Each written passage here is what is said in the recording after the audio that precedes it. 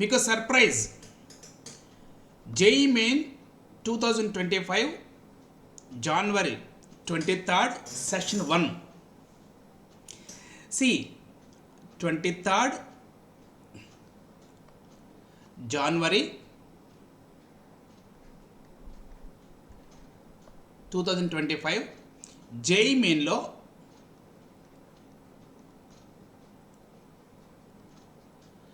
Session 1 first సెషన్లో morning సెషన్లో ఒక సర్ప్రైజ్ జరిగింది. అది ఏమిటంటే ఒక ఐపీ క్వశ్చన్నే జేఈ మెయిన్లో క్వశ్చన్గా ఇచ్చారు.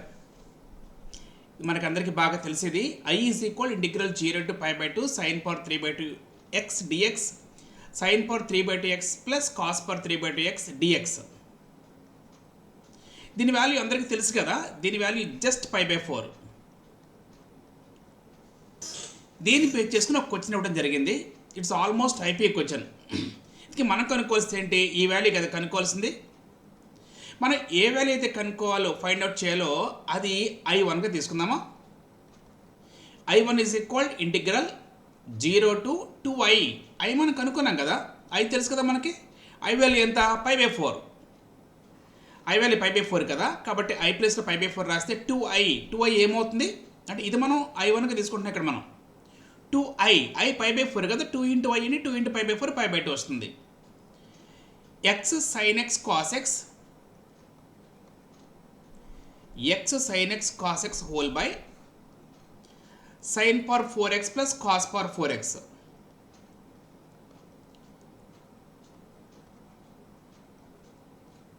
రైట్. ఇప్పుడు మనకి ఒక ఫార్ములా ఉంది కదా. ఫార్ములా ఏంటి? Integral 0 to a f of x dx. తెలుసుగా మీకు ఈ formula. Integral 0 to a f of x dx value ఏమవుతుందంటే integral 0 to a f of a minus x dx. Right. ఆ ఫార్ములా ఉపయోగిస్తే ఇది ఎలా మారిపోతుంది? ఇంటిగ్రల్ 0 to pi by 2 ఎక్స్ని మనం పై బై 2 మైనస్ ఎక్స్తో రీప్లేస్ చేస్తున్నాం. ఎక్స్ని పై బై 2 మైనస్ ఎక్స్తో రీప్లేస్ చేస్తున్నాం. అప్పుడేమవుతుంది? సైన్ ఎక్స్ ఏమో కాస్ ఎక్స్ అవుతుంది. ఎందుకని? Sine of pi by 2 minus X cos X కాబట్టి కాస్ ఎక్స్ ఏమో సైన్ ఎక్స్ అవుతుంది. Whole by sine power 4x ఏమవుతుంది? కాస్ పవర్ 4x అవుతుంది.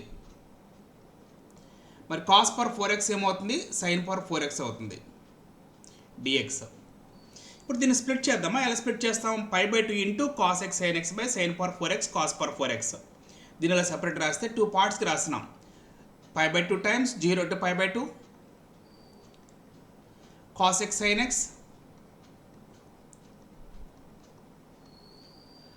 By cos power 4x sin power 4x.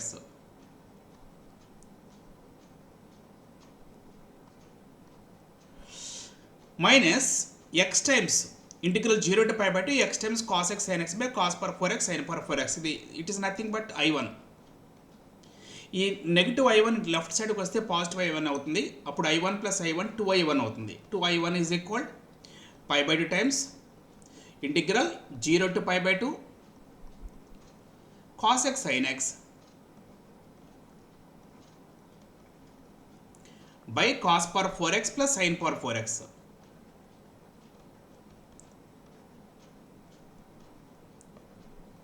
Right. ఇప్పుడు next part మనకి గుర్తుండే ఉంటుంది.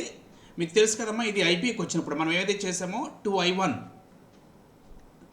Is equal integral pi by 2 times integral 0 to pi by 2 cos x into sin x by cos power 4x sin power 4x plus sin power 4x dx. ఇప్పుడు న్యూమరేటర్ని డినామినేటర్ని sec power 4x multiply చేస్తున్నాం. sec power 4x by sec power 4x. ఇప్పుడు ఏం జరుగుతుంది?